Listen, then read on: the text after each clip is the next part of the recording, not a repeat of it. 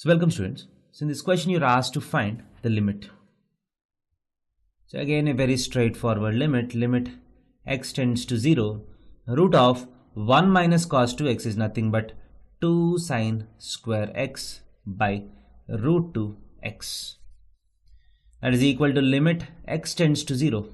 Now you have a very important concept here. So this is root 2 times sine square x square root. So root 2 comes common. Root 2 comes out into root of sine square x becomes mod sine x.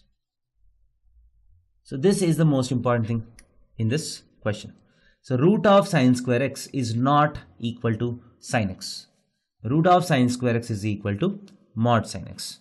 So root 2 and root 2 gets cancelled. Now mod sine x by x. Because you have a mod, you have to solve it in the right neighborhood and the left neighborhood separately. So limit x tends to 0 plus mod sine x by x is in the positive neighborhood.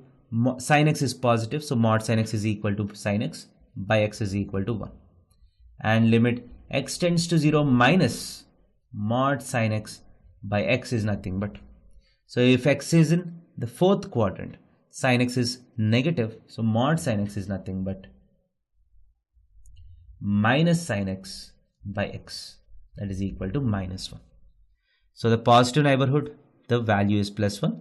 In the negative neighborhood, the limit is minus 1. Hence, effectively, this limit does not exist should be the answer. Thank you.